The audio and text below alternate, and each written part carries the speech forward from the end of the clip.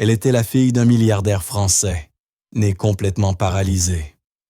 Les médecins avaient abandonné, les thérapies avaient échoué, et tout le monde pensait qu'elle ne bougerait jamais, ne parlerait jamais, ni même ne sourirait un jour.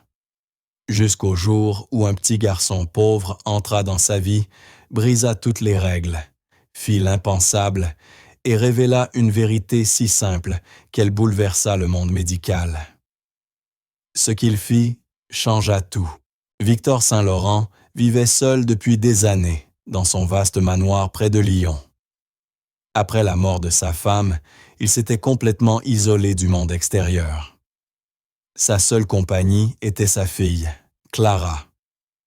Elle était née avec une maladie neurologique rarissime qui l'avait laissée totalement paralysée et incapable de parler. Les médecins parlaient d'une paralysie neuromotrice totale. Certains spécialistes soupçonnaient aussi une forme sévère d'autisme. Autrefois, Victor avait été l'un des industriels les plus puissants et respectés de France. Mais lorsque sa femme mourut et qu'il vit que l'état de Clara ne s'améliorait pas, il abandonna tout. Il quitta son empire, démissionna de toutes ses fonctions et consacra sa vie entière à sa fille. Il ne participait plus à aucune réunion, ignorait les investisseurs et transforma son manoir en une véritable clinique privée, équipée des technologies les plus avancées et d'un personnel médical hautement qualifié. Pourtant, malgré tout ce que la science pouvait offrir, rien ne changeait. Clara restait immobile, insensible à tous les traitements. Victor restait toujours près d'elle, espérant une amélioration qui ne venait jamais. Chaque jour, il suivait la même routine. Il se levait tôt, vérifiait ses constantes, puis s'asseyait à ses côtés pendant des heures. Il lui parlait, même si elle ne répondait pas. Parfois, il décrivait le temps qu'il faisait dehors ou lui racontait des souvenirs de sa mère. D'autres fois, il se contentait de lui tenir la main en silence. Il fredonnait de vieilles berceuses, espérant que le son de sa voix atteindrait quelque part son esprit. Les médecins lui répétaient que l'état de Clara n'évoluerait probablement jamais. Mais Victor refusait d'abandonner. Il voulait tout essayer, orthophonistes, neurologues, spécialistes expérimentaux venus de Paris, de Genève ou même de Montréal. Il importait des appareils médicaux étrangers, testait des méthodes encore non approuvées. Rien n'y faisait. Les yeux de Clara restaient ouverts, mais vides, fixés sur un point invisible du plafond. Elle semblait là, sans vraiment y être. La solitude finit par peser sur Victor plus que jamais. Sa vie s'était réduite à une routine silencieuse, faite d'espoir et de déception. Le manoir, jadis symbole de succès, était devenu un lieu d'attente sans fin. Les pièces résonnaient du bip des machines, des pas feutrés des infirmières et de la voix de Victor parlant dans le vide. Il refusait d'engager une aide-soignante pour la nuit. Il voulait être présent au cas où quelque chose changerait. Il croyait que, peut-être, Clara réagirait un jour à sa présence. Il dévorait des livres sur le cerveau, regardait des documentaires sur des enfants aux troubles similaires, écrivait à des experts du monde entier. Il avait même envisagé, un temps, des solutions spirituelles avant de les abandonner. Son espoir reposait sur la science, une science qui, pourtant, l'avait déjà trahi. Malgré les impasses, il restait animé par cette flamme d'espérance, même si elle le consumait. Le personnel médical admirait sa dévotion, tout en se sentant impuissant. Aucun d'eux n'avait jamais vu un cas comme celui de Clara. La plupart des enfants atteints de symptômes semblables ne survivaient pas aussi longtemps. Mais Clara, elle, vivait encore. Sans progrès, mais vivait. Elle ne bougeait pas, ne pleurait pas, ne réagissait à rien. Pourtant, ses constantes restaient stables et elle ne semblait pas souffrir. Cependant, rien ne prouvait qu'elle fût consciente du monde autour d'elle. Victor faisait tout pour rendre sa chambre agréable. Il ouvrait les volets pour laisser entrer la lumière du matin, plaçait des fleurs fraîches sur la table, diffusait de la musique classique douce, parfois Debussy ou Satie. Un jour, il fit même venir des animaux d'une ferme voisine, espérant que leur bruit éveillerait quelque chose en elle. Il s'asseyait à côté d'elle pendant les repas, bien qu'elle fût nourrie par sonde. Et chaque soir, il lui racontait sa journée, même si elle n'avait rien de nouveau. Il n'avait plus rien à vivre d'autre que cette mince possibilité, la voir réagir. Son univers tout entier reposait sur cet instant qui n'arrivait pas. Certaines nuits étaient plus dures que d'autres. Victor s'effondrait en larmes, demandant au silence pourquoi Clara ne pouvait pas lui parler. Il ne rêvait pas d'un long discours, juste d'un mot, d'un souffle, d'un signe qu'elle l'entendait encore. Parfois, il fermait les yeux et imaginait sa voix murmurant « Papa », mais chaque matin, il retrouvait le même regard fixe, la même absence. Et malgré tout, il se levait, recommençait, incapable d'abandonner. Pour lui, Clara restait sa petite fille, et tant qu'elle respirait, il continuerait d'espérer. Chaque matin, Victor retrouvait le même visage impassible, les mêmes yeux vides qui semblaient regarder à travers lui. Pourtant, il se levait et recommençait. Il ne pouvait pas renoncer. Pour lui, Clara restait sa petite fille et elle avait besoin de lui. Il ne participait plus à aucune réception, ne voyait plus ses anciens amis et ignorait tous les appels liés à ses affaires. Sa vie s'était réduite à ce seul combat, un combat qu'il semblait perdre, mais qu'il refusait d'abandonner. Au fil des années, son obsession s'intensifia. Sa santé se détériorait, mais il n'en tenait pas compte. Il dormait peu, mangeait mal et passait presque tout son temps auprès de Clara. Certains médecins lui conseillèrent de consulter un psychiatre, craignant une dépression ou un épuisement nerveux. Victor rejeta ces idées d'un revers de main. À ses yeux, il ne faisait que son devoir de père. Un père prêt à tout, malgré le silence qui emplissait sa maison. Parfois, il pensait à sa femme disparue. Que lui aurait-elle dit si elle avait été encore là? Lui aurait-elle demandé d'accepter la réalité ou serait-elle restée à ses côtés, espérant comme lui? Dans son esprit, il se représentait leur famille réunie, entière.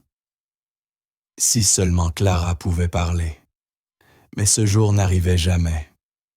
Malgré les heures, les tentatives, les prières muettes, la voix qu'il rêvait d'entendre restait absente. Alors il demeurait là, jour après jour, dans le même fauteuil, attendant. Un matin gris et couvert, une femme nommée Marianne Lefebvre se présenta au manoir. Elle n'avait qu'une petite valise et son fils de 8 ans, Léo. Marianne venait de perdre son mari et cherchait désespérément du travail. Lorsqu'elle entendit parler d'un poste de gouvernante dans la demeure des Saint-Laurent, elle accepta sans poser de questions. Victor Saint-Laurent, lui, n'en posa pas non plus. Il ne s'intéressait plus à rien, sinon à sa fille. Il la laissa s'installer, non pas parce qu'il lui faisait confiance, mais parce qu'il avait besoin d'aide pour entretenir la maison. Marianne était discrète, respectueuse, et accomplissait son travail avec soin. Elle parlait peu et restait dans son coin, mais son fils, lui, était tout le contraire. Léo débordait d'énergie et de curiosité. Dès leur arrivée, il se mit à parcourir les couloirs pieds nus, observant les tableaux, les grands escaliers, les meubles anciens. Ses petits pas résonnaient doucement sur le parquet, tandis que ses grands yeux découvraient ce lieu étrange et silencieux où il allait désormais vivre. Il ne posa pas de questions sur les machines sophistiquées dans la chambre de Clara, ni sur l'odeur de désinfectant qui flottait dans l'air.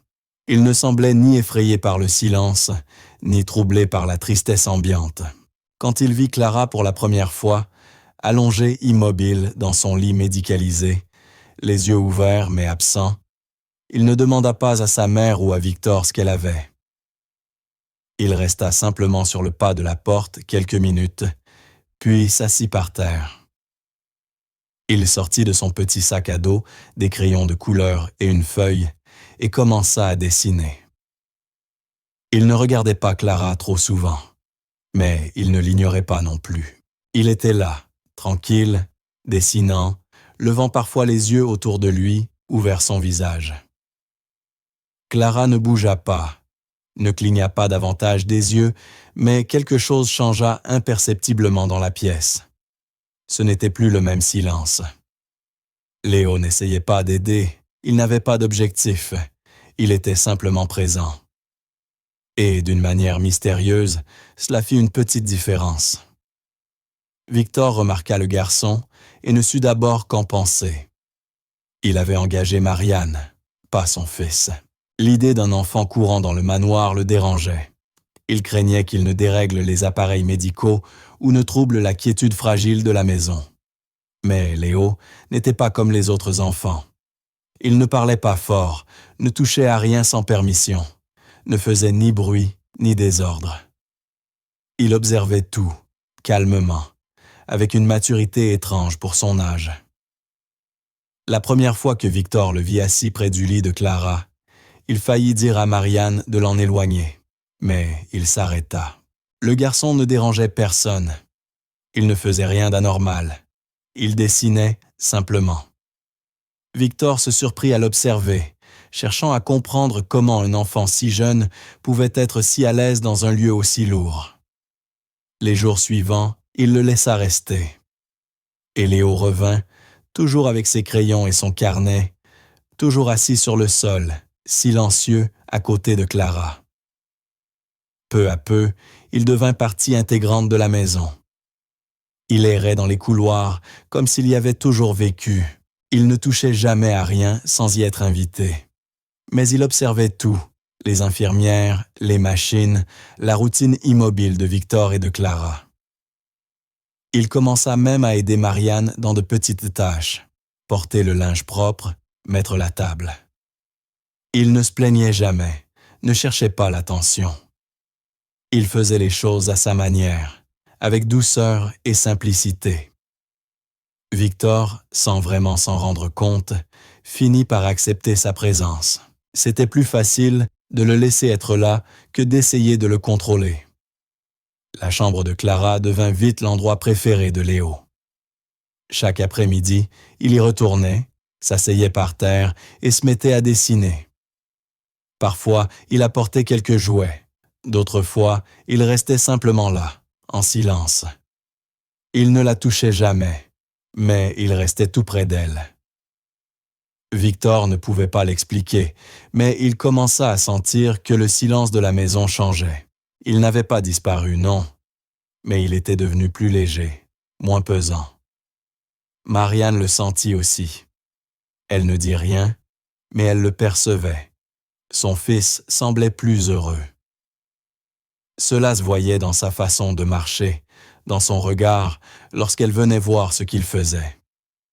Au début, elle s'inquiéta. Elle craignait qu'il ne s'attache trop à Clara, que quelque chose n'aille mal. Mais les jours passaient, rien de fâcheux ne se produisait. Et peu à peu, son inquiétude s'effaça. Clara ne réagissait pas, c'est vrai, mais Marianne sentait que la présence de Léo faisait effet. Pas sur Clara, du moins pas encore, mais sur la maison elle-même. L'air y était moins tendu. Victor, lui aussi, changeait. Il se remit à parler un peu plus dans la journée. Il demandait si Léo mangeait bien, s'il aimait sa chambre, s'il avait encore assez de papier pour dessiner. C'étaient de petites choses, mais elles étaient nouvelles. Après tant d'années de mutisme presque total, il commençait à remarquer les autres. Et ce peu, dans cette maison, c'était déjà énorme. Léo, lui, ne comprenait pas toute la tristesse autour de lui. Il ignorait les années de silence, les traitements ratés, le chagrin que Victor portait en lui. Pourtant, ses gestes simples insufflaient un nouveau rythme au manoir. Il parlait peu, mais sa seule présence emplissait les vides. Quand il riait doucement d'un dessin ou fredonnait une chanson tout en jouant sur le sol, quelque chose changeait. Même la chambre de Clara, jusque-là froide et distante, semblait reprendre vie. Ce n'était pas parce que Clara avait changé, mais parce que le monde autour d'elle le faisait. Victor se surprenait à passer plus de temps près de la porte quand Léo était là. Il restait debout, observant sans oser intervenir. Il voulait comprendre comment un petit garçon si discret pouvait transformer un lieu si lourd. Ce n'était ni un miracle, ni une guérison, mais c'était quelque chose. Et dans ce manoir, quelque chose était déjà beaucoup. Sans le savoir, Léo était devenu une partie du lieu, une petite ombre bienveillante qui se mouvait en silence, transformant tout simplement par sa présence. Alors que les adultes interagissaient avec Clara à travers des protocoles médicaux et des séances de thérapie bien cadrées, Léo, lui, faisait tout autrement. Il ne suivait aucun plan, aucune instruction.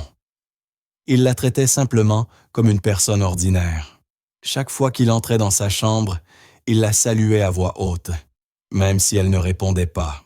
Il s'asseyait au sol et lui racontait des bribes de sa journée. Comment il avait trouvé un scarabée dans le jardin ou combien d'oiseaux il avait compté sur le toit. Il lui montrait de vieux jouets, des figurines ébréchées, de petits animaux en plastique, les tenant fièrement comme des trésors. Parfois, il faisait des grimaces et riait de lui-même. Jamais il ne lui demanda ce qu'elle avait. Jamais il n'eut pitié. Pour lui, Clara était juste là, et cela suffisait.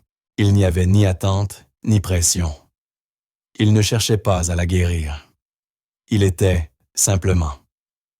Et jour après jour, il continuait ses visites, parlant, riant, montrant ses dessins, tandis que Clara restait silencieuse dans son fauteuil, le regard perdu.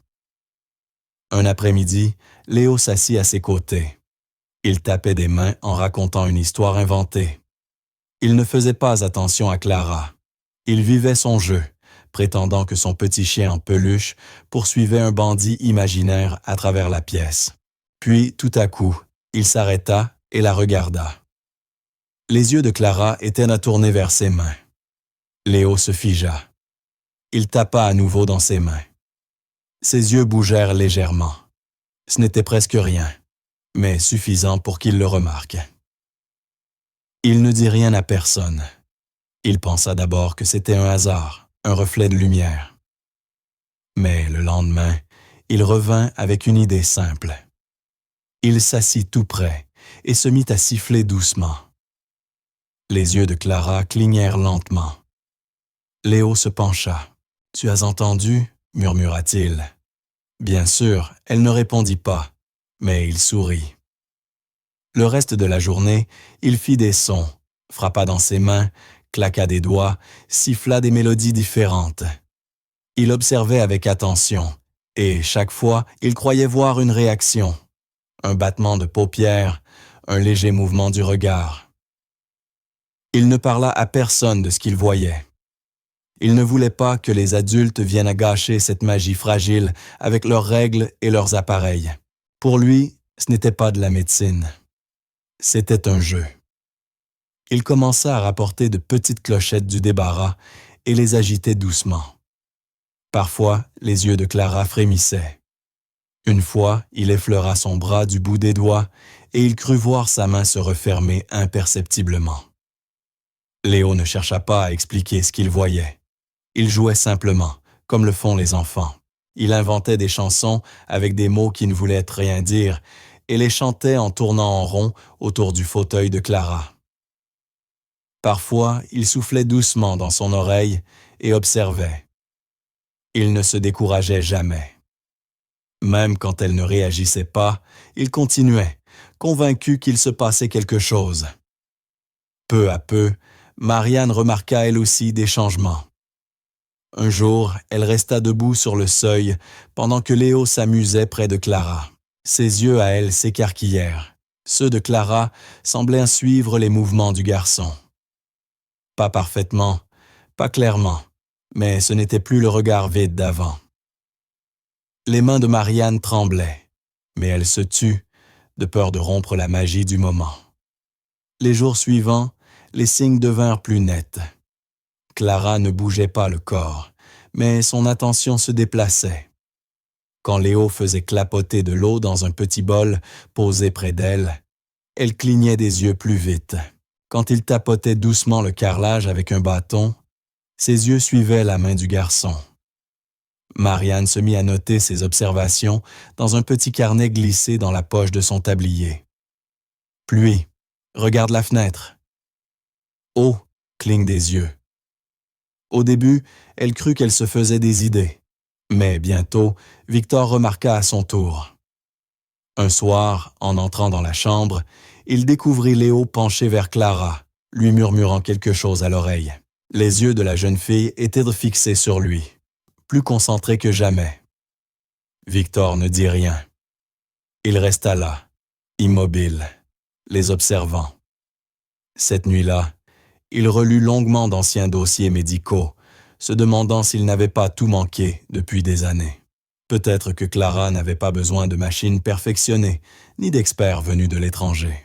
Peut-être qu'elle avait besoin de quelque chose de plus petit, de plus simple, quelque chose qu'aucun médecin n'aurait jugé utile. Une attention sans pression, une bienveillance sans attente. Le moment qui allait tout changer arriva près du jardin. Léo avait remarqué que Clara paraissait plus éveillée lorsqu'elle entendait le bruit de l'eau. Un jour, en explorant la cour, il trouva un morceau de tuyau d'arrosage cassé et remplit une bassine en plastique près de la fontaine. Il éclaboussait ses mains dans l'eau quand il vit la tête de Clara s'incliner légèrement. Il eut un sursaut, courut chercher Marianne, et tous deux observèrent en silence, tandis que le garçon transvasait de l'eau d'un récipient à l'autre, créant un rythme doux et régulier. Les yeux de Clara suivaient le mouvement. À partir de ce jour, Léo demanda à pouvoir emmener Clara plus souvent dehors. Victor accepta. Le personnel médical l'aida à faire rouler le fauteuil jusqu'au bord de la piscine ou près de la fontaine. Parfois pour quelques minutes, parfois plus longtemps. Léo continuait de parler, de jouer, sans s'arrêter. Il essayait de petites choses, mouiller les doigts de Clara avec de l'eau tiède, faire glisser un petit bateau en plastique sur son bras, secouer des feuilles au-dessus de ses genoux. Rien n'était forcé. Tout faisait partie du jeu, et Clara semblait se répondre, lentement, prudemment, mais réellement. Un après-midi, assis près de la piscine, Léo eut une idée. Il réfléchissait à la manière dont Clara réagissait au son de l'eau, au frémissement des feuilles, au calme du jardin. Il se demanda si davantage de temps dehors ne pourrait pas renforcer ce lien fragile. Il demanda alors à Victor s'il pouvait installer, près de la piscine, un petit coin de jeu avec ses jouets. Victor ne répondit pas tout de suite. Mais le lendemain, le jardinier nettoya l'endroit, et les infirmières installèrent un coin ombragé avec des tapis et quelques chaises. Léo commença à passer des heures là, en compagnie de Clara. Il inventait des jeux d'eau, racontait des histoires, utilisait des jouets flottants pour créer des scènes amusantes. Clara ne riait pas encore, mais ses yeux restaient fixés sur lui presque tout le temps. Léo sentait qu'il se passait quelque chose d'important, même si personne d'autre ne semblait encore le comprendre. C'était là, au bord de la piscine, un gobelet d'eau à la main et une fille silencieuse en fauteuil roulant à ses côtés, que Léo eut une nouvelle idée. Une idée qu'il croyait capable de tout changer. Ce jour-là, la chaleur était étouffante, de celle qui rend dans l'air lourd et où personne n'a envie de bouger. À l'intérieur du manoir, le personnel tentait de rafraîchir Clara à l'aide de ventilateurs et de serviettes humides, sans grand succès. Elle ne parlait pas, ne bougeait pas, mais son corps montrait des signes de malaise. Sa respiration était plus rapide, ses yeux clignaient davantage. Marianne remarqua la différence et essaya d'ajuster sa position dans le fauteuil, mais rien n'y fit. Clara restait tendue, silencieuse. Léo observait tout cela de loin, calmement. Il jouait avec une balle en caoutchouc près de la piscine, mais ne cessait de jeter des regards vers Clara. Quelque chose en elle était différent ce jour-là. Il ne savait pas quoi, mais il le sentait. Il s'approcha lentement, se plaça à côté de son fauteuil et fixa son visage. Les yeux de Clara ne regardaient plus dans le vide comme d'habitude. Ils étaient dirigés vers l'eau. Léo ne dit rien, mais au fond de lui, quelque chose le poussait. Il se souvint de toutes les fois où elle avait réagi à l'eau. La fontaine, la pluie, le tuyau d'arrosage. Et maintenant, cette piscine. Il hésita un instant. Autour de lui, il n'y avait plus personne. Marianne était partie chercher des serviettes propres, et Victor, à l'intérieur du manoir, consultait quelques documents. Les infirmières étaient occupées dans une autre pièce. Il ne restait plus que Léo et Clara, seuls, près de la piscine. La chaleur rendait chaque geste plus lent, et le silence environnant amplifiait le clapotis de l'eau. Léo posa ses mains sur les poignées du fauteuil et commença à le pousser doucement. Il n'avait pas de plan précis. Il savait simplement qu'il devait la rapprocher de l'eau. Les roues crissèrent légèrement sur les dalles de pierre jusqu'à ce qu'il s'arrête juste au bord. Il regarda la surface brillante, puis les yeux de Clara. Ils étaient ouverts, attentifs. Il prit une grande inspiration, jeta un regard autour de lui, et sans trop réfléchir, il poussa. Le fauteuil avança, bascula, et tomba dans la piscine. Le cri de Marianne déchira le silence. Elle venait juste de sortir et vit la scène. Victor, entendant le bruit, accourut, le cœur battant. Tous s'attendaient au pire. Clara n'avait jamais bougé, jamais réagi physiquement à quoi que ce soit. Une chute dans une piscine aurait dû être fatale. Mais ce qu'ils virent les cloua sur place. Clara ne coula pas. Son corps resta près de la surface, flottant paisiblement. Lentement, ses bras se mirent à bouger. Ses doigts s'ouvrirent et se refermèrent dans l'eau. Sa tête resta droite, ses yeux grands ouverts, plus vifs qu'ils ne l'avaient jamais été. Victor s'arrêta net. Marianne porta une main à sa bouche, sous le choc. Léo, lui, n'hésita pas. Il sauta aussitôt à l'eau et nagea vers elle. Il ne la toucha pas tout de suite. Il resta près d'elle, la laissant s'habituer. Elle ne paniquait pas. Il n'y avait aucune peur dans son visage. L'eau semblait la reconnaître, comme une étreinte familière. Ses jambes restaient immobiles, mais ses bras traçaient de petits gestes, juste assez pour la maintenir stable. Ses lèvres tremblèrent légèrement, sans pleurs. Léo s'approcha et murmura « Tout va bien, je suis là ».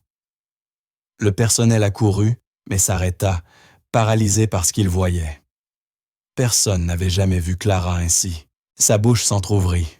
Son souffle se fit court et irrégulier. Elle regardait autour d'elle, comme si elle découvrait le monde pour la première fois.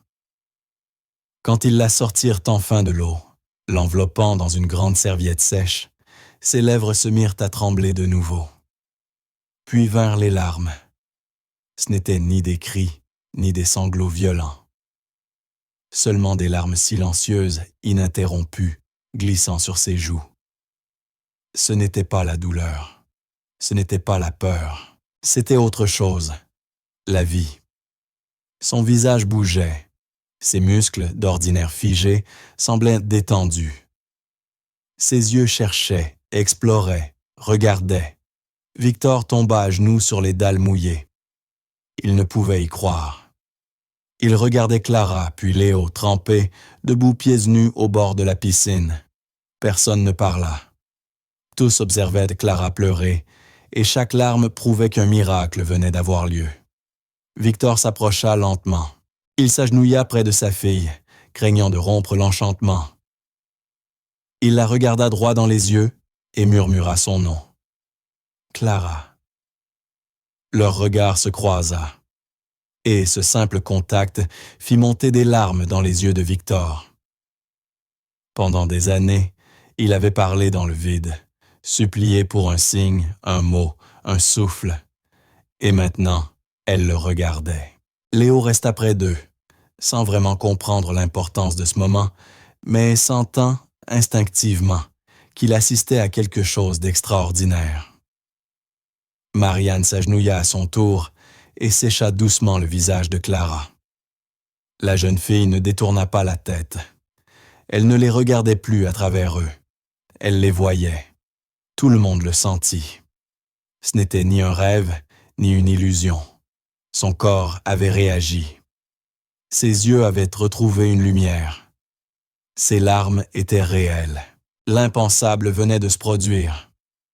Et tout avait commencé, non pas grâce à des médecins ou à des machines, mais grâce à un enfant qui avait simplement écouté son instinct et suivi une idée qu'il ne savait pas expliquer. Personne ne se précipita pour appeler les médecins. On ne chercha pas tout de suite un fauteuil.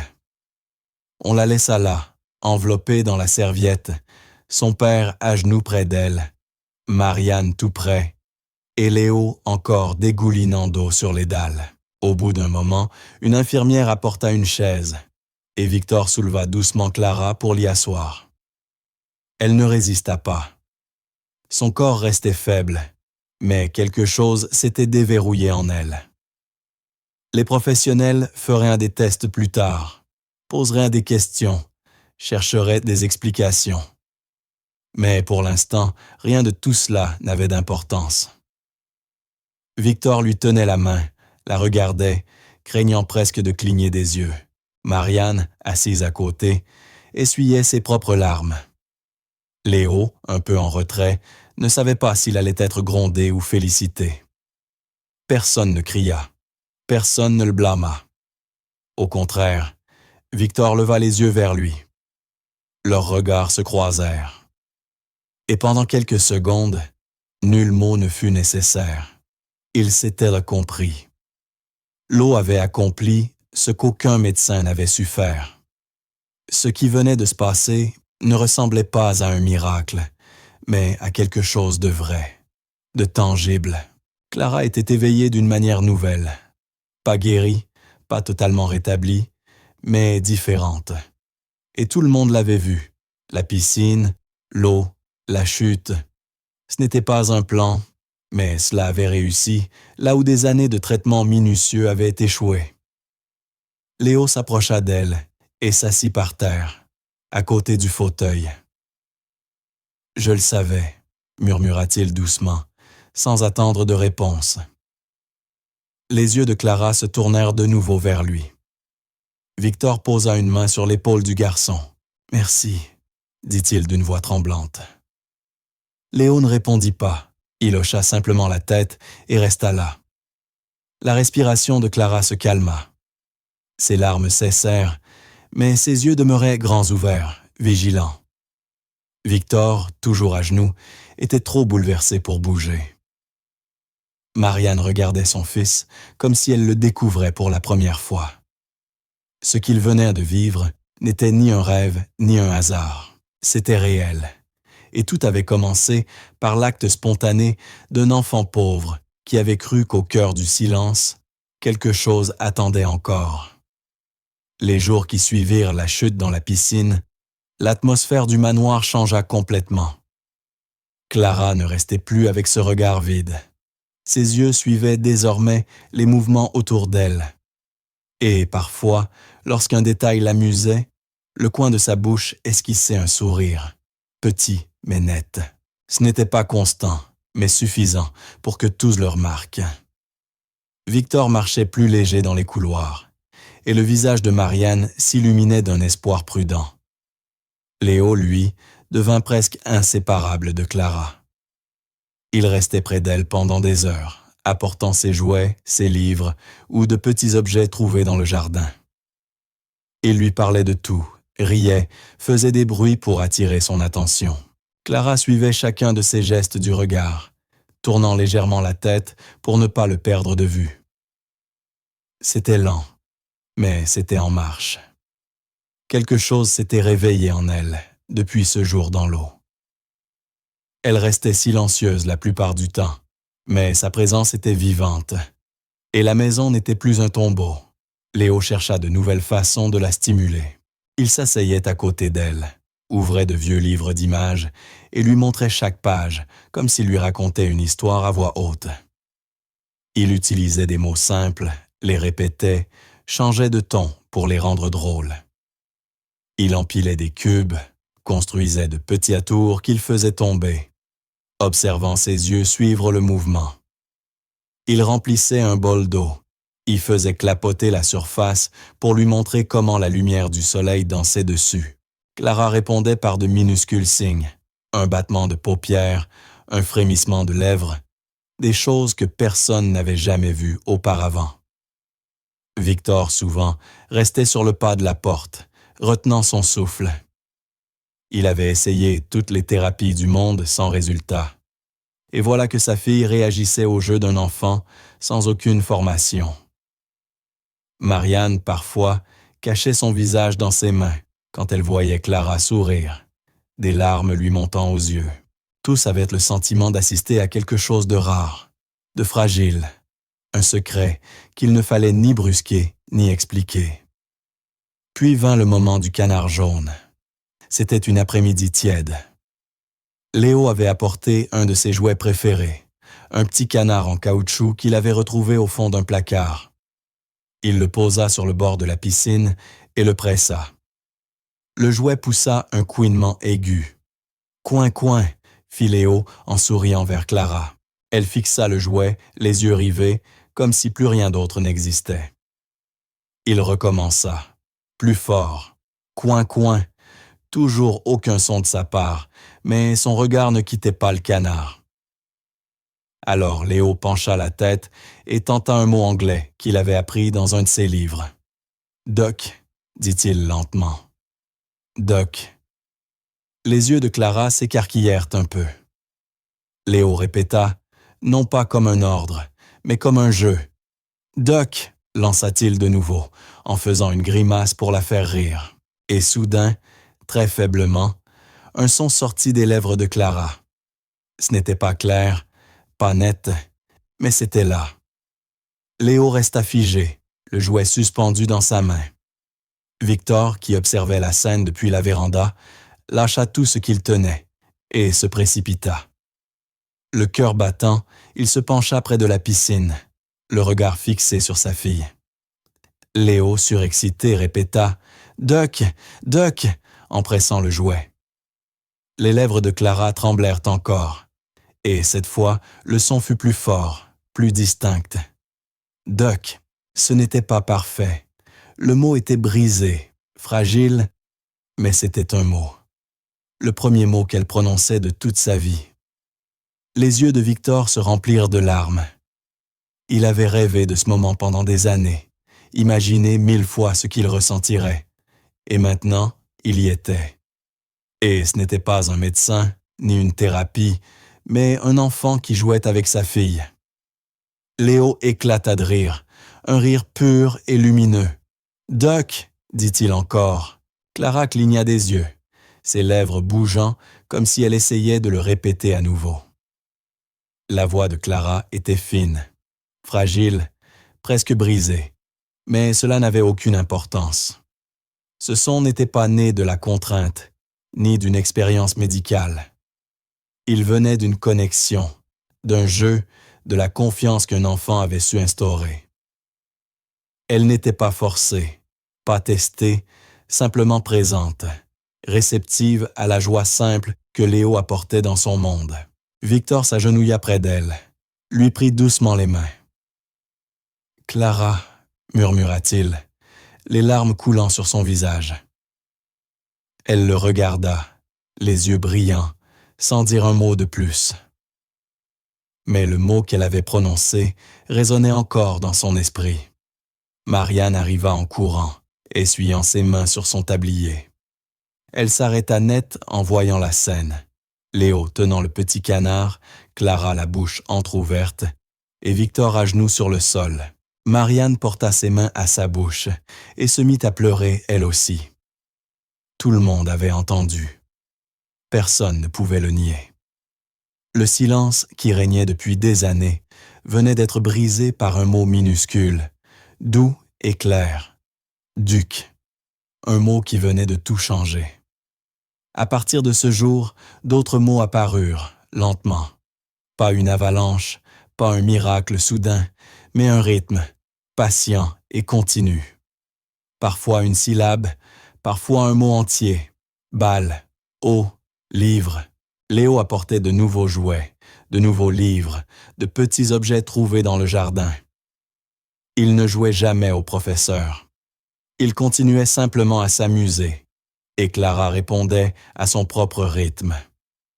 Victor notait chaque mot dans un carnet avec la date et l'heure précise. Il ne voulait rien oublier. Marianne l'aidait, cherchant des jouets simples ou des objets du quotidien pour stimuler Clara. Les infirmières observaient, émerveillées, certaines murmurant qu'elles n'avaient jamais rien vu de tel. Le manoir, autrefois rempli seulement du bourdonnement des machines, résonnait désormais de petites voix, celle de Léo, de Victor, de Marianne, et enfin celle, hésitante mais bien réelle, de Clara. Le silence se fissurait, un mot à la fois. Ce qui s'était passé cet après-midi-là au bord de la piscine marqua un tournant. Le premier mot de Clara n'avait pas été arraché dans une séance médicale, ni exigé par un thérapeute. Il était venu naturellement, par le jeu, par un lien que personne n'avait prévu. Léo avait accompli ce qu'aucun professionnel n'avait pu faire. Il avait atteint la partie de Clara que personne ne pouvait toucher.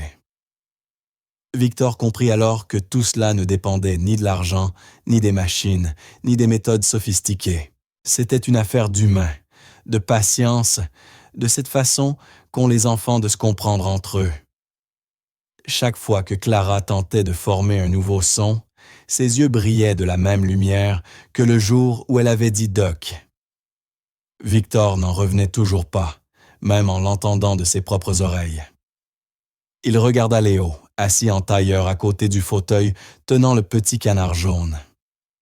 Le garçon leva les yeux vers lui et lui adressa un sourire tranquille, fier sans le dire. Le premier mot n'était pas né d'une obligation, mais d'un moment de jeu pur. Et à partir de là, la voix cachée de Clara commença à émerger, un son après l'autre, un souffle après l'autre. Un matin, tandis qu'il explorait la partie basse du manoir, Léo remarqua que Marianne travaillait dans le sous-sol. Elle venait de découvrir une rangée de vieux classeurs en bois contre un mur couvert de poussière. L'air y était lourd et l'ampoule n'éclairait presque rien.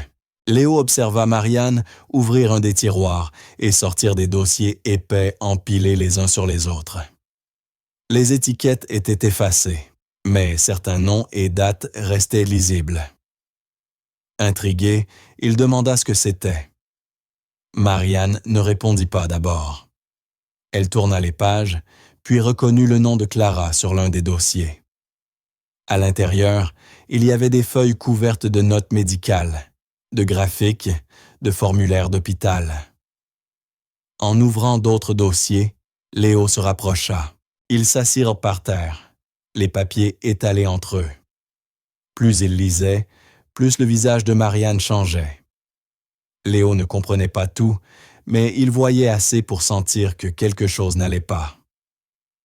Marianne finit par lui expliquer que ces documents détaillaient les anciens traitements de Clara, et ce qu'il lisait était profondément troublant. Les pages décrivaient des thérapies qui ressemblaient davantage à des punitions.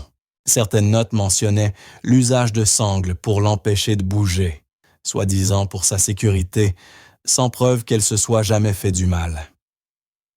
Il y avait aussi des listes de médicaments puissants administrés alors qu'elle n'était qu'une enfant, des substances qui provoquaient des effets secondaires graves, même chez les adultes. Un rapport évoquait la recommandation d'un internement à long terme dans un centre psychiatrique. Un autre décrivait des séances où l'on utilisait des bruits forts pour provoquer des réactions. Marianne en resta bouleversée. Rien de tout cela ne ressemblait à des soins. C'était comme si on avait cherché à faire taire une enfant que personne ne voulait comprendre. Elle leva les yeux vers Léo, assis en silence, tenant une des feuilles entre ses mains. Il ne dit rien, mais son regard montrait qu'il commençait à comprendre. Le passé de Clara avait été plein de douleurs, pas seulement de maladies. Dans le dossier qu'il tenait, il y avait aussi des photographies agrafées aux pages. L'une des photos montrait Clara, bien plus jeune, attachée à une chaise médicale. Les yeux grands ouverts, le visage sans expression. Léo l'attendit à Marianne sans dire un mot. Plus tard dans la soirée, Marianne monta les dossiers à l'étage. Elle ne chercha pas à les cacher. Elle les posa sur la table du salon et attendit le retour de Victor, qui rentrait d'une réunion. Lorsqu'il entra et aperçut les classeurs, il parut d'abord confus, mais quand Marianne ouvrit l'un d'eux et lui montra les documents, son visage devint livide. Il s'assit lentement et commença à feuilleter les papiers un à un. Ses mains se mirent à trembler. Il lut les rapports sur les médicaments qu'il avait lui-même autorisés. Il lut les protocoles qu'il avait signés. Puis il vit les photos. Pendant plusieurs minutes, il resta muet. Et soudain, il éclata en sanglots. Ses épaules tremblaient, il enfouit son visage dans ses mains. « Je croyais l'aider », balbutia-t-il entre deux sanglots. « Je croyais que c'était la seule solution. » Il se leva brusquement et fit les 100 pas dans la pièce, criant, non pas contre quelqu'un, mais contre lui-même, contre son impuissance. Marianne resta près de lui, le regard plein de compassion, le voyant se briser. Léo, silencieux, tenait le petit canard en caoutchouc de Clara dans ses deux mains. Personne ne blâma Victor à voix haute, mais la vérité était là, posée sur la table, impossible à ignorer. Quand le choc retomba, Marianne prit les choses en main. Elle dit à Victor qu'il ne pouvait pas garder cela secret. Ce n'était plus seulement à propos de Clara. Combien d'autres enfants avaient subi les mêmes traitements? Combien de parents avaient fait confiance à des experts qui avaient causé du tort? Il fallait agir. Victor acquiesça, encore brisé, mais déterminé. Le lendemain, Marianne commença à trier les documents. Elle fit des copies, scanna les pages et se mit à passer des appels. Ensemble, ils contactèrent des avocats spécialisés dans les abus médicaux, ainsi que des journalistes prêts à enquêter. Peu à peu, ils constituèrent un dossier complet. Ce n'était pas une vengeance, c'était une quête de justice. Ils voulaient que la vérité éclate pour que cela ne se reproduise plus. Victor donna son accord total pour que tout soit utilisé, même si cela ternissait son image. Il n'avait plus rien à cacher. Il avait déjà tout perdu. Désormais, il ne voulait qu'une chose, réparer ce qui pouvait l'être, pour Clara et pour tous les autres enfants oubliés. Le processus fut long et éprouvant, mais ils avancèrent. Le manoir n'était plus une maison du silence. Il devenait un lieu de vérité et d'action. Durant cette période, Clara parut plus consciente que jamais.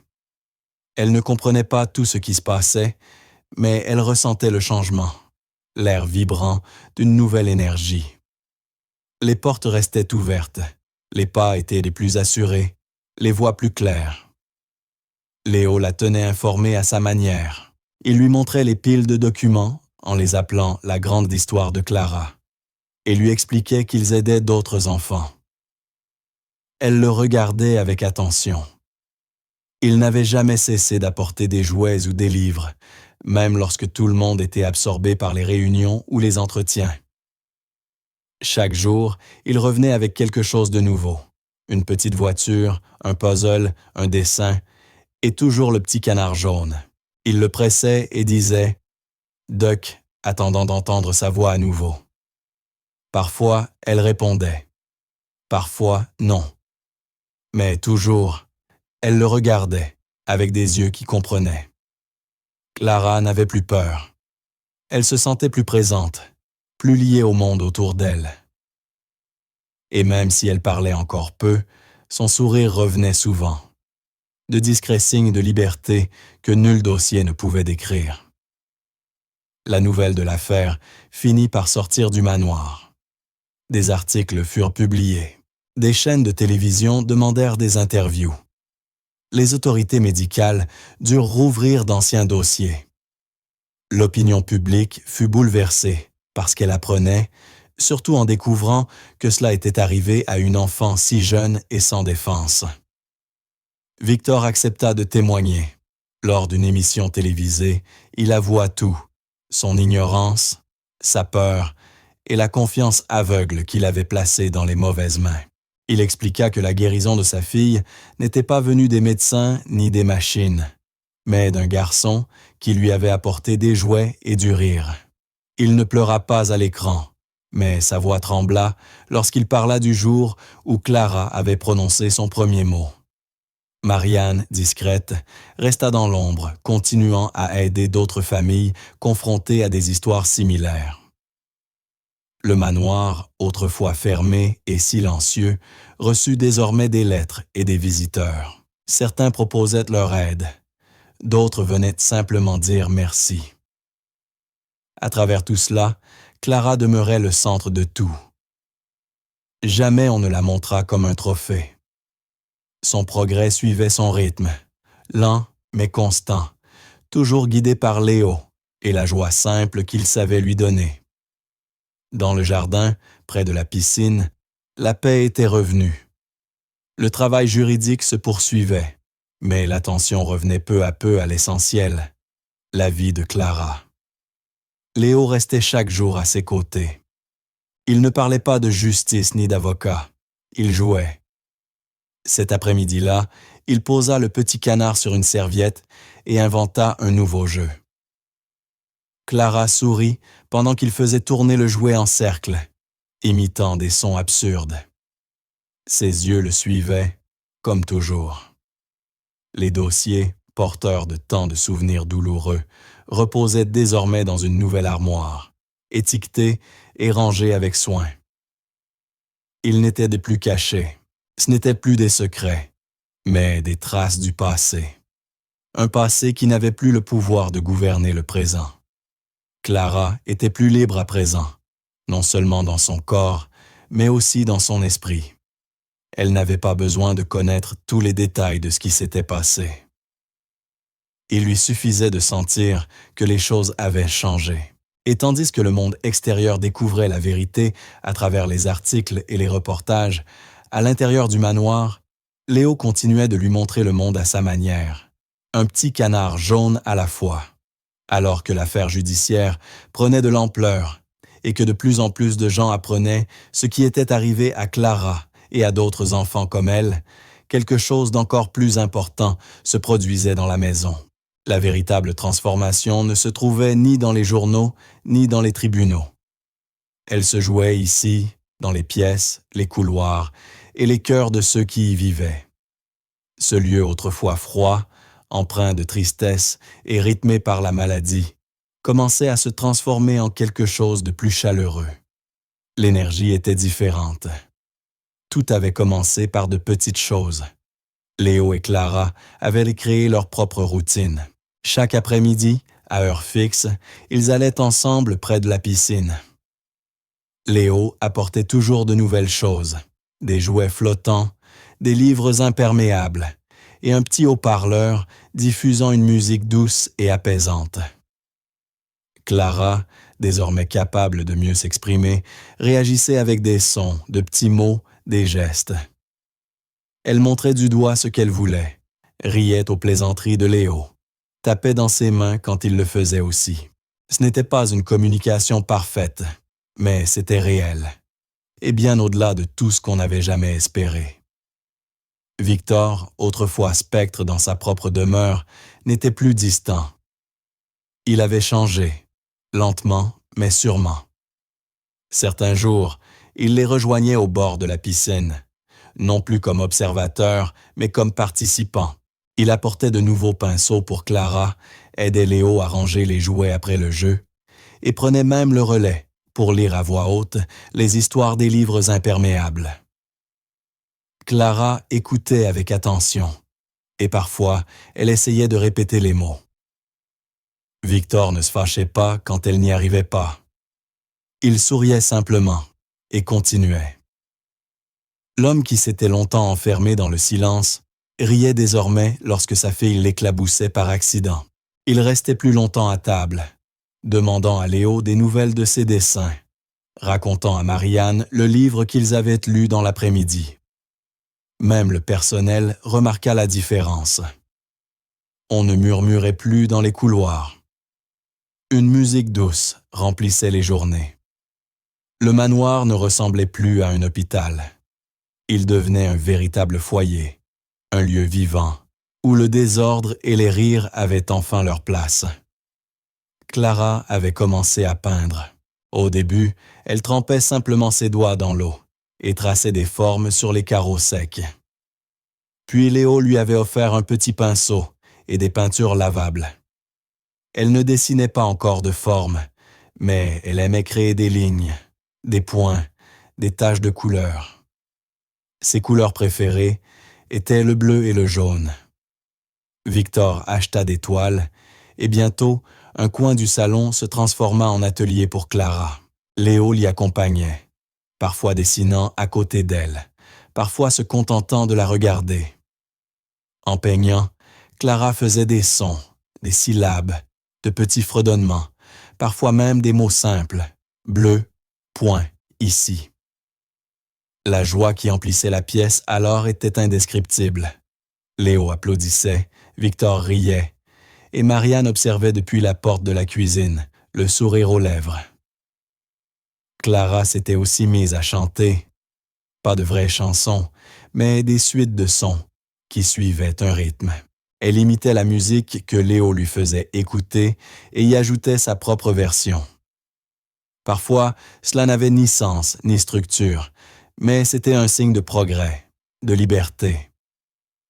Pour la première fois, Clara ne se contentait plus d'être soignée. Elle créait. Chaque jour apportait sa part de surprise. Clara découvrait de nouveaux sons, de nouvelles expressions, de nouvelles façons de montrer ce qu'elle voulait. Elle utilisait davantage ses mains, guidant parfois le doigt de Léo vers un jouet ou un livre. Et Léo, infatigable, expliquait doucement les choses, même lorsqu'elle ne répondait pas. Il la traitait comme une partenaire, jamais comme une patiente. Ils partageaient des goûters, écoutèrent les mêmes chansons absurdes en boucle, inventaient ensemble de petits jeux.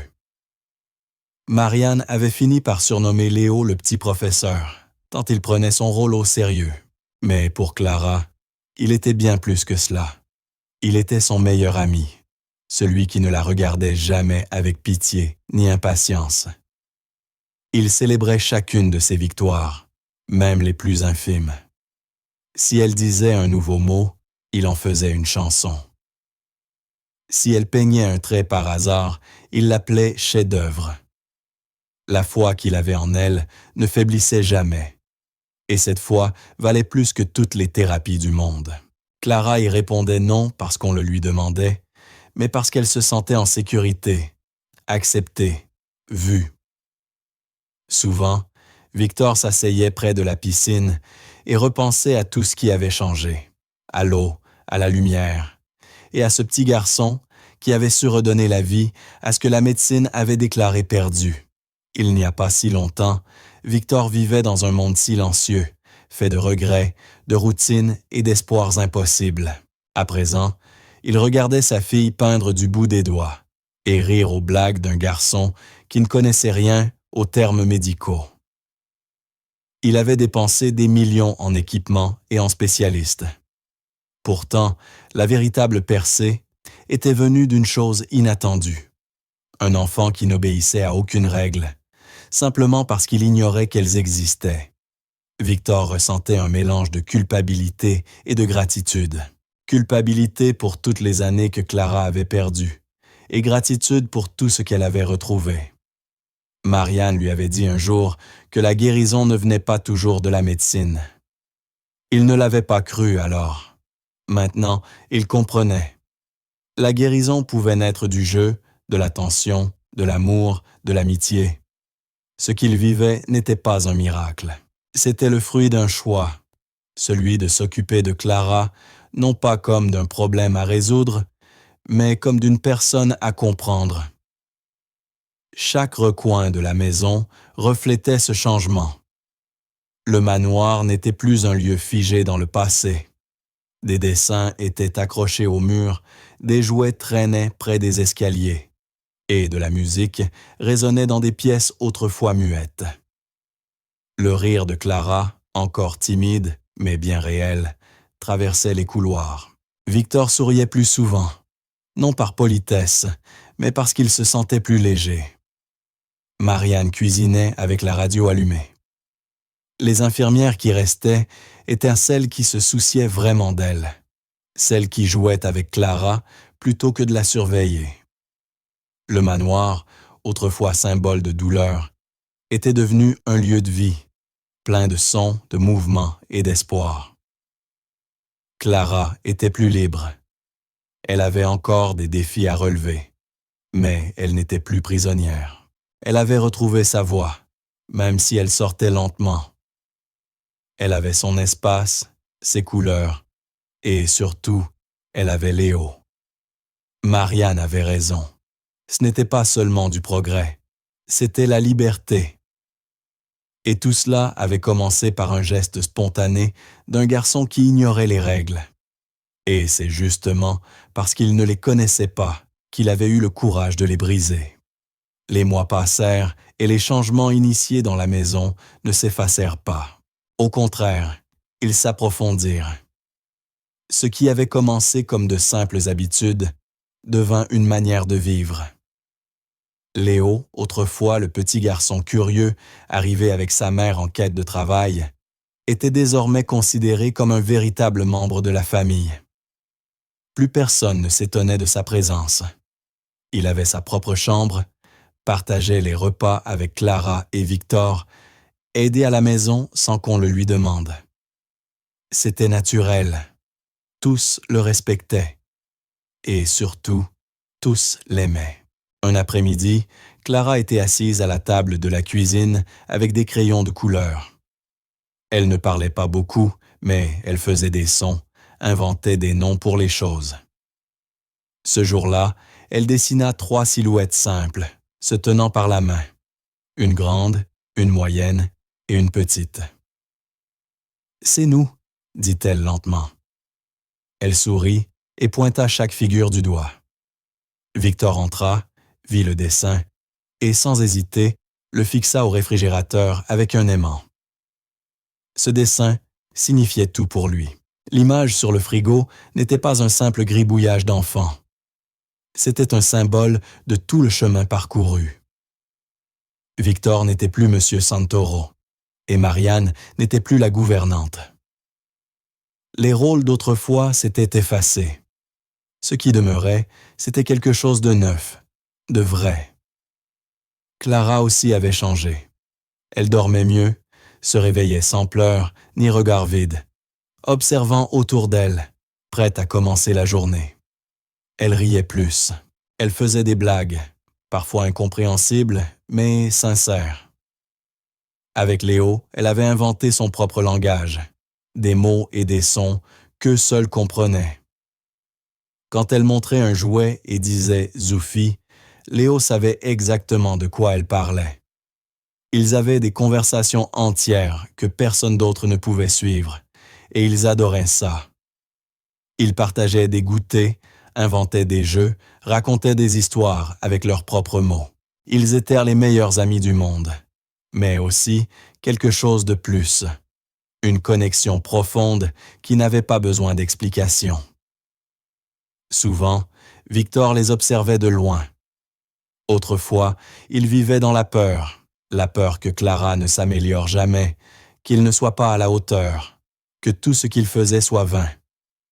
Cette peur existait encore, mais elle était plus petite, plus douce. Elle ne le contrôlait plus. Il avait appris à être présent. Il ne cherchait plus réparer Clara. Il apprenait simplement à être son père, un instant après l'autre.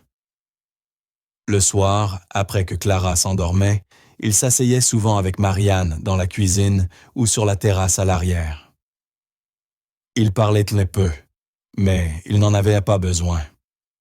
Le silence n'était plus pesant. Il était paisible. Parfois, Marianne préparait du thé. Parfois, il restait assis dans l'obscurité, regardant le ciel nocturne. Il ne parlait pas d'amour ni de perte, mais chacun savait ce que l'autre avait traversé. Victor portait encore la culpabilité du passé, et Marianne portait le poids du deuil. Mais lorsqu'ils s'asseyaient ensemble ainsi, c'était comme si ces fardeaux se partageaient, et soudain ils devenaient plus légers. Il existait entre eux quelque chose d'indicible. Ce n'était pas de l'amour au sens romantique des films. C'était plus simple, plus profond. C'était la confiance, le réconfort de savoir que l'autre comprenait sans qu'il soit nécessaire de longues explications. Ils parlèrent de choses pratiques, des progrès de Clara, des repas, des nouvelles du jour. Mais sous ces mots ordinaires, ils partageaient leurs peines, leurs craintes, et la joie silencieuse de voir Clara grandir. Leur conversation du soir faisait désormais partie du rythme de la maison, tout comme les rires de Léo et de Clara en journée. Marianne ne se sentait plus comme une invitée ni comme une employée. Elle avait trouvé sa place. Elle ne craignait plus l'avenir. Elle appartenait à ce lieu, à cette famille inattendue. Elle avait perdu son mari, oui, mais elle avait trouvé autre chose. Un lien, une paix, une seconde chance entourée de ceux qui comptaient vraiment. Clara continuait à se développer à son propre rythme. Elle n'était pas comme les autres enfants de son âge, et cela n'avait aucune importance. Elle n'avait rien à prouver. Elle avançait lentement, mais sûrement. Certains jours, elle apprenait un mot nouveau. D'autres, elle peignait sans s'arrêter, concentrée pendant des heures. Parfois, elle se contentait de s'asseoir à côté de Léo et d'écouter la musique. Mais chaque jour, elle savait qu'elle était aimée. Elle le sentait dans la façon dont Marianne lui brossait les cheveux, dans la voix de Victor qui lui lisait des histoires, dans la présence constante de Léo à ses côtés. Elle ne se souvenait pas de tout ce qui s'était passé avant, mais cela n'avait plus d'importance. Ce qui comptait, c'était le présent. Elle ne se sentait plus comme une âme flottante dans un monde inaccessible. Elle faisait partie de ce monde. Elle avait des gens qui la voyaient, qui l'écoutaient, qui riaient avec elle. Son visage s'était éclairci. Sa voix, encore douce, vibrait de vie. Elle ne parlait pas souvent, mais quand elle le faisait, chaque mot avait du sens. Un soir, après le dîner, Clara s'assit entre Victor et Marianne, tandis que Léo jouait à un puzzle sur le sol. Les lumières étaient tamisées, la maison paisible. Clara regarda le dessin toujours accroché sur le réfrigérateur et sourit. Elle le montra du doigt et dit doucement « Nous ». Victor lui rendit son sourire et embrassa le sommet de sa tête. Marianne prit sa main et la serra tendrement. Léo leva les yeux et ajouta « C'est notre équipe ». Ils ne dirent rien de plus. Ils n'en avaient pas besoin. Le manoir, autrefois rempli de silence, débordait maintenant d'un sentiment nouveau. L'appartenance. Ils n'étaient plus définis par ce qu'ils avaient perdu, mais par ce qu'ils avaient construit ensemble, jour après jour, instant après instant. Et pour Clara, cela changeait tout. Pour la première fois de sa vie, elle sentait qu'elle appartenait à un lieu, entourée de personnes qui ne la voyaient pas pour ce qu'elle ne pouvait pas faire, mais pour tout ce qu'elle était. Elle n'était plus seule. Elle était chez elle. Lorsque le procès prit fin et que la tempête médiatique s'apaisa enfin, Victor sentit quelque chose se libérer en lui. Pour la première fois depuis des années, le poids sur ses épaules ne l'écrasait plus. Il savait que le passé ne pouvait pas être effacé, mais l'avenir semblait ouvert. Un matin, en traversant le jardin derrière le manoir, il s'arrêta devant une vieille remise inutilisée depuis longtemps. À l'intérieur, il y avait des meubles poussiéreux, des cartons abîmés, des outils oubliés. Mais au lieu de refermer la porte comme il l'aurait fait autrefois, il resta là un moment.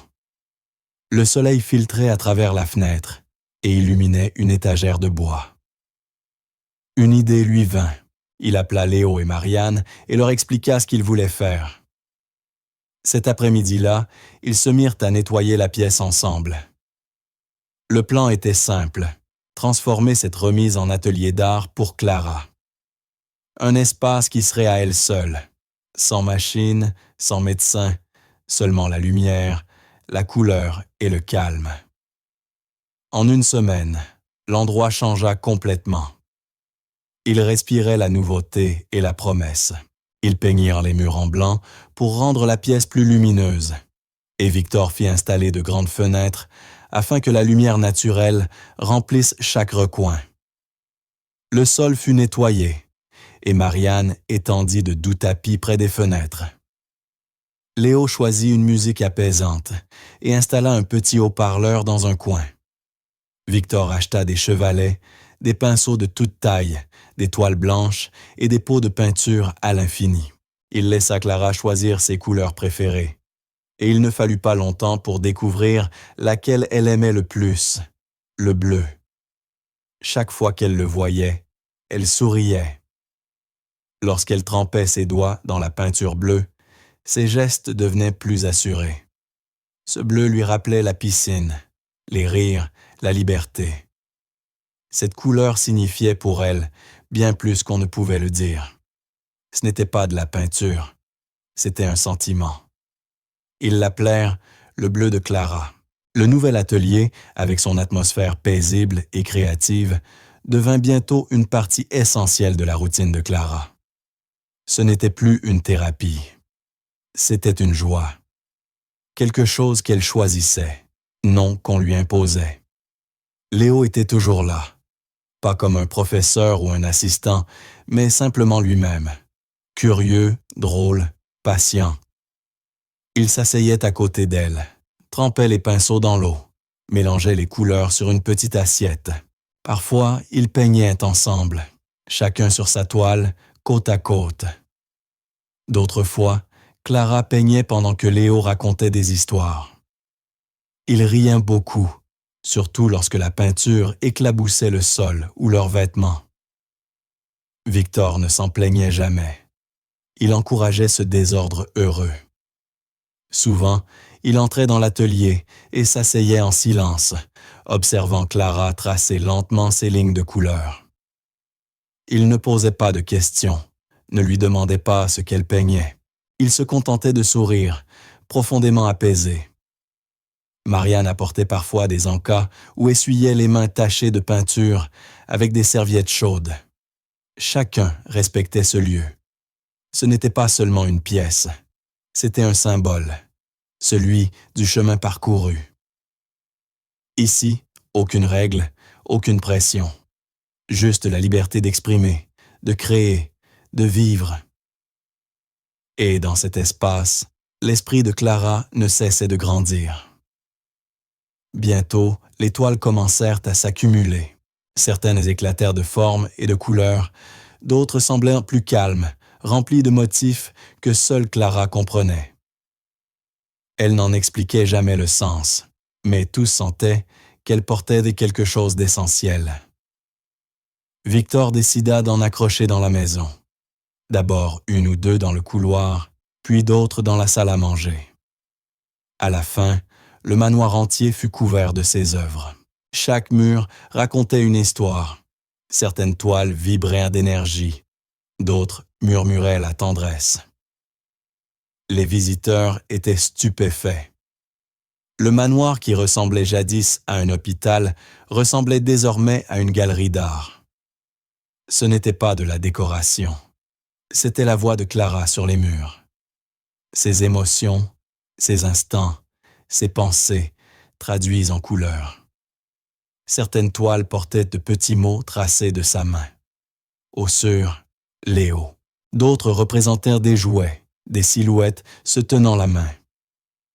Clara ne parlait pas toujours beaucoup, mais son art disait tout. Cet atelier avait ouvert une porte que personne ne croyait possible à ouvrir. Victor n'était plus le même homme. Il n'était plus obsédé par la recherche du prochain médecin ni d'un remède miracle.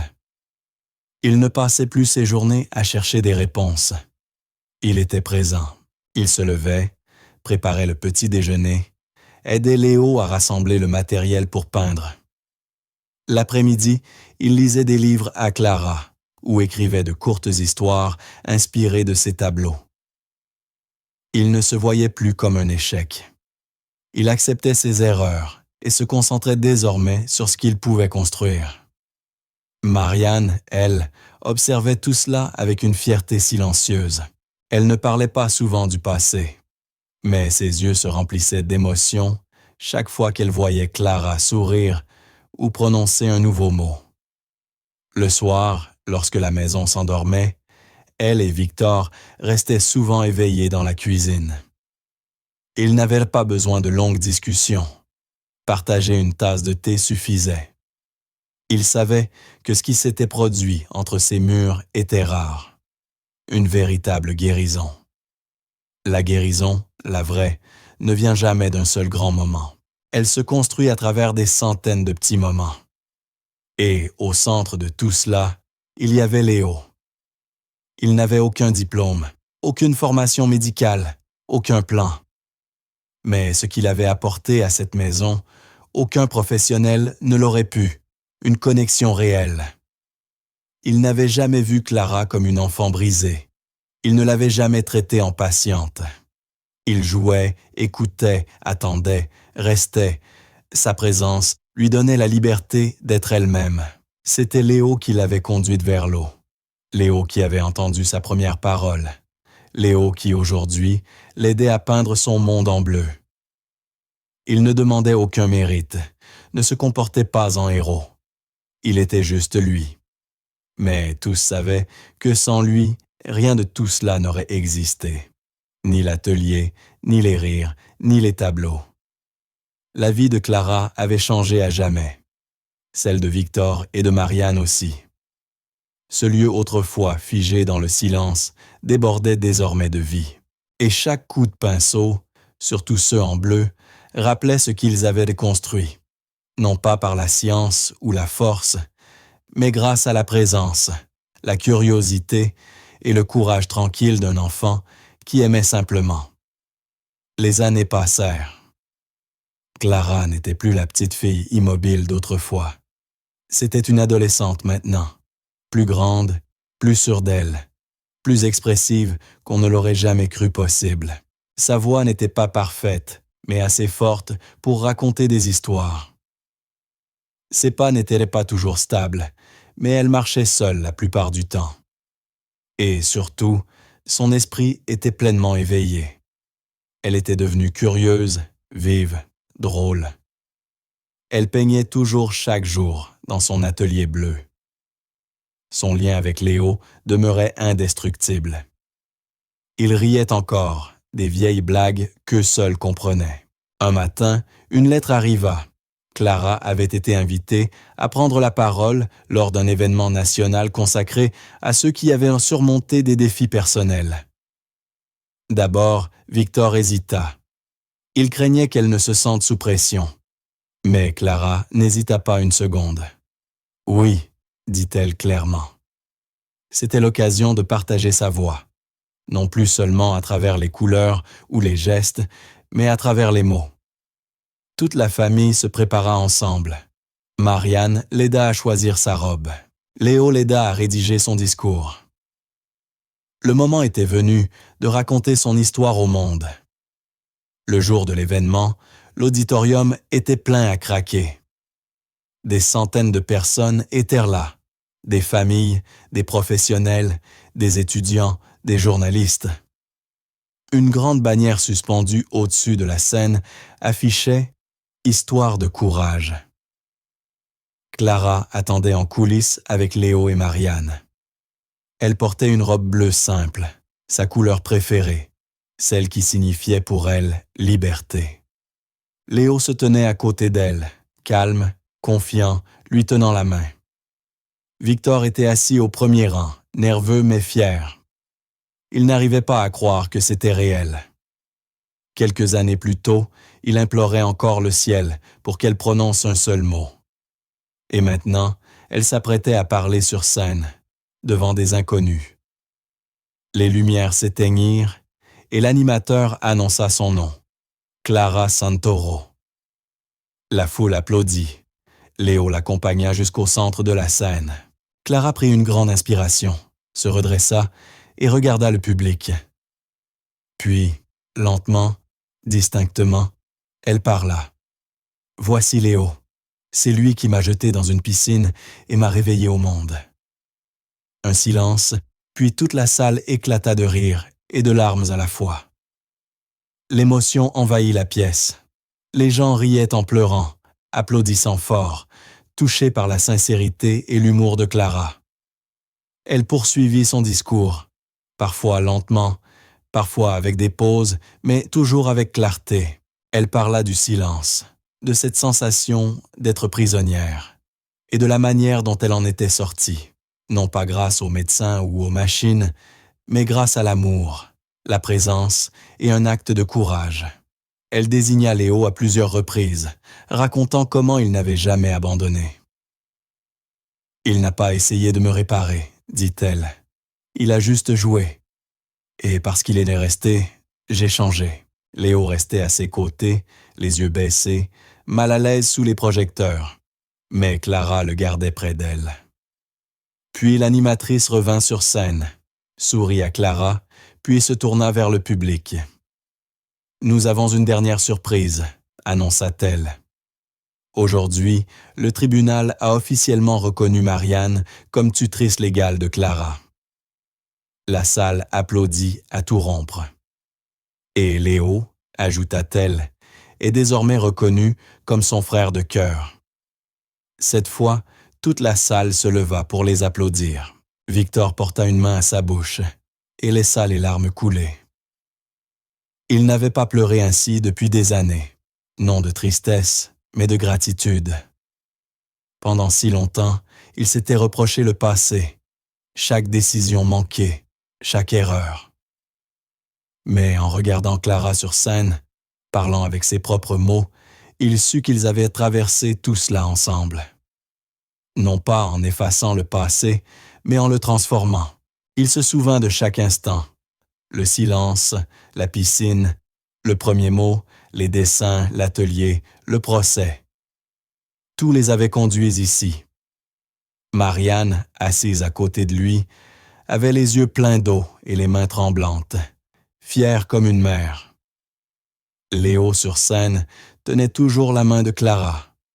Les applaudissements ne s'arrêtaient plus. Le public criait « Bravo » et « Merci ». Certains pleuraient, d'autres souriaient. Ce moment n'appartenait pas qu'à Clara. Il appartenait à tous ceux qui avaient un jour été réduits au silence et venaient enfin d'être entendus. Il montrait que la guérison ne vient pas toujours de la médecine ou des plans établis. Parfois, elle naît du chaos, du hasard, d'un petit garçon qui a brisé les règles et changé le destin. Ce soir-là, de retour au manoir, tout était calme. Clara enleva ses chaussures, monta dans sa chambre et déposa avec soin la médaille qu'elle avait reçue à côté d'un vieux dessin accroché au mur, celui de 3 silhouettes se tenant la main. Le même qu'elle avait fait des années auparavant. Il prenait à présent tout son sens. Elle le contempla quelques secondes, puis se tourna vers Léo, debout dans l'embrasure de la porte. « Toujours nous, » dit-elle doucement. Il sourit. Marianne était dans la cuisine, préparant du thé. Victor, sur le canapé, feuilletait des photos de l'événement. La maison avait changé, tout comme eux, mais certaines choses restaient. Les rires dans les couloirs, la musique au loin, les taches de peinture sur le sol, et ce sentiment que chacun y avait sa place. Cette médaille n'était pas un symbole de victoire, mais de voyage. La preuve que le passé ne disparaît jamais vraiment, qu'il devient simplement une partie du chemin qui nous ramène à la maison. La chambre de Clara était remplie de dessins, de livres et de musique douce. Les murs portaient encore ses premières toiles, ces éclats de bleu que seuls elle et Léo pouvaient comprendre. Et dans ce bleu, tout ce qu'ils avaient vécu, la douleur, la découverte, la liberté, continuait de briller. Elle s'assit au bord de son lit et regarda autour d'elle. Ce n'était plus un hôpital, ni le manoir froid d'un homme riche. C'était chez elle, un vrai foyer. Léo entra et lui tendit un vieux jouet, un petit canard qu'ils avaient presque oublié. « On l'a encore », dit-il en le posant sur son étagère. Clara éclata de rire. « Canard », dit-elle, répétant le tout premier mot qu'elle avait prononcé des années plus tôt. Il ne dirait rien de plus. Il n'en avait pas besoin. La pièce était silencieuse, mais pas vide. Elle débordait de tout ce qu'ils avaient reconstruit ensemble. La confiance, la sécurité, l'amour. Léo n'était plus seulement son ami. Il était devenu son frère, dans tout ce que ce mot signifiait vraiment. Victor, autrefois brisé par la culpabilité, était redevenu un homme entier. Marianne, autrefois mère égarée dans la douleur, avait enfin trouvé la paix. Et Clara, jadis prisonnière du silence, avait trouvé sa voie, sa famille et sa place dans le monde. Des années auparavant, personne n'aurait pu imaginer une telle histoire. Un garçon sans formation, une fille sans mots, une maison pleine de souffrances.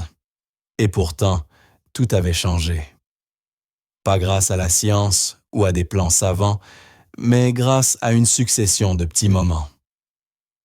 Tout avait commencé par une poussée, une chute dans une piscine, un garçon silencieux qui n'avait pas demandé la permission, un canard, un dessin, un mot. Et de là, une nouvelle histoire était née. La maison, autrefois aussi muette qu'un tombeau, résonnait désormais de rires, de musique et de conversation. Clara avait encore des défis à relever. La vie n'était pas parfaite, mais elle était réelle, pleine. Assise dans sa chambre, la médaille brillant doucement sous la lumière, elle sourit au dessin des 3 silhouettes se tenant la main. Le passé n'avait pas disparu. Il était toujours là, dans les photos, les souvenirs, les silences partagés. Mais il ne faisait plus mal. Il était simplement le chemin qui les avait conduits jusqu'à ce jour. Et au cœur de tout cela, il y avait un garçon. Un garçon qui avait tout changé, d'un simple geste, d'un simple regard.